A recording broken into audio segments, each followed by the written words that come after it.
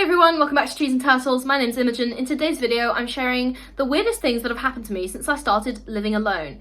If you're not already subscribed, make sure to do that, give this video a thumbs up, follow me on Instagram, and let's get started. So, when I was 22, in mid-2024, I moved into this apartment by myself. For the first time, I was living alone, and several weird things happened to me. So I've kind of made a bunch of videos about living alone, so this is just kind of like a fun little video, because these were kind of unexpected and a little bit funny, and sometimes a little bit creepy or scary. So I just wanted to share these because random stuff can happen when you live alone, and it's a fun video. Alright, so the first one is that I had about 25, I'm not even kidding, ladybirds nest in my kitchen, and I had to evict them. So they were like nesting in like the little corner of, I don't know, it was like the window, there was a little sort of, like just above the roller of the blind, or like where the blind used to be, there was like a little like gap, and they were all nesting in there, and there were so many, I didn't even realise, and then I saw them, I was like, oh my god, like, apparently it's a thing they do, apparently ladybirds like will nest in your house if you let them, and I was like, okay, 1 or 2 I could handle, but 25 is too many. I don't know if it was exactly 25, but it was like more than 20 and less than like 50. So I was like, that's too many. I had to put them outside. So that was really weird. But yeah, like when you're living by yourself, you have to like do all of this stuff. Like if there's a spider, you got to put the spider outside. It's thank God I'm not like, I mean, I am scared of spiders, but not terrified. Like I can catch them and put them outside with a cup, not with my hands. I'm not a psychopath, but yeah.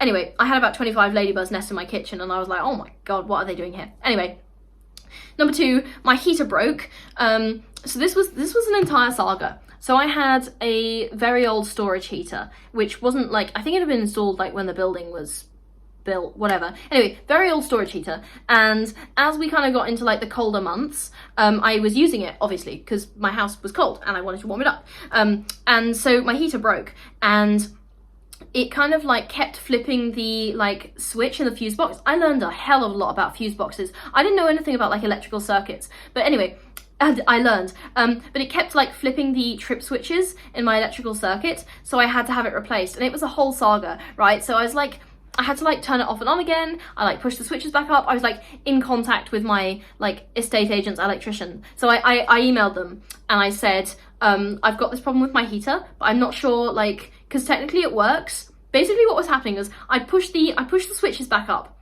and then the heater would come on, and it would be fine for like a little while, and then it would trip, and every time I wanted to use the heater I'd have to push them back up, and I was like, this cannot be safe. Like, it's tripping the switch for a reason. So I had like this conversation with the electrician when he was like, oh, you should try this, this and this, and then if it doesn't fix it, then, you know, I'll come and replace it. And then so I went through this whole like saga of trying various things to fix it, and it didn't fix it, and I was getting a bit like, I just need a new heater. So he came and he looked at it and was like, yeah, you need a new heater because this one's kind of bust. So I got a new heater and it was wonderful. But yeah, no, I learned a lot, and getting used to the new heater was a little bit of a learning curve because it was like a lot of a newer model, and I had to like learn how to operate it and stuff. I actually, this is a really weird, boring, like adulthood householder type of thing, but I actually have like a folder in my kitchen drawer which is just full of all the instruction manuals for the various devices I have around the house. Like I've got one for the fridge, I think I've got one for the washing machine, one for my tumble dryer, one for the heater, like, and then one for like a bunch of like different electrical appliances that I have. So I have just like a folder of all the manuals, and if I ever lose that, I'm gonna be fucking screwed. Yeah, maybe I should digitize them or something. Anyway, there's probably digital versions I could find. It's fine.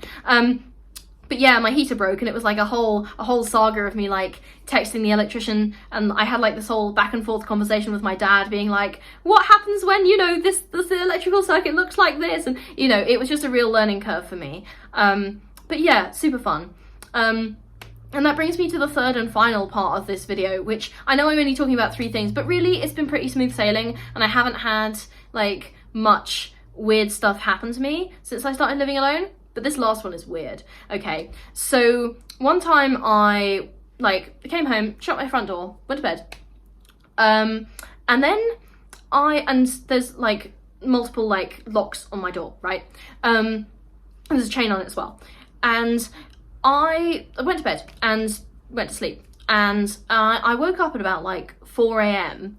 and there was like and there was like this noise, and I thought, that's odd. So I got out of bed. This is absolutely the start of a horror. This is like textbook start of a horror movie, by the way. So I saw this light from the hallway. Not the hallway, but like it was sort of like you know, like when light filters through under the front door. And I was like, that's really odd. So I go out into the hallway, and my front door is open. The chain was still on, but it was unlocked and it was like pushed open. The chain was latched, but so it was like sort of pushing against the chain, and there was like, it was just really weird. And the light outside was on, and it's like on a motion sensor, so clearly someone had been there.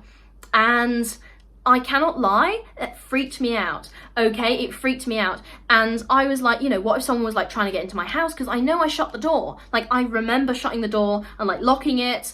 And I was like, how the hell did like someone pick my lock and like try and push it and get in? What the hell? And I was like, what was the sound I heard? You know, was that someone trying to get into my house? So that like freaked me out. That was one possibility. But the other possibility was that I sleepwalked, because I have a history of, when I was a young teenager, I used to walk in my sleep a lot, and I grew out of it. But obviously, since I lived alone, there's nobody to tell me whether I, you know, got up and unlocked the door myself, or where the hell I thought I was going.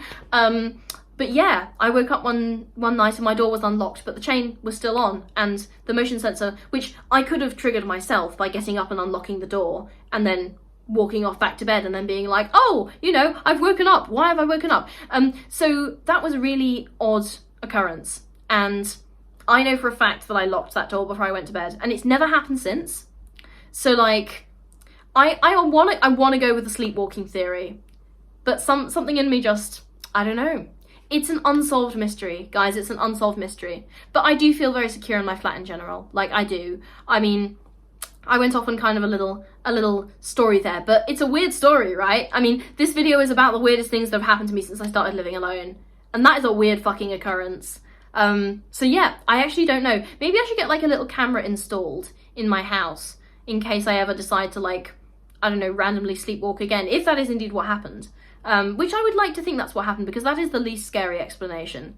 But yeah, those are the weirdest things that have happened to me since I started living alone at 22. Bit of a leap from ladybirds in my kitchen to mystery unlocking of doors at night. But anyway, that's the end of this video. I hope you enjoyed it. I hope it didn't freak you out too much. Living alone is really great, guys. I don't regret it at all. I do highly recommend it.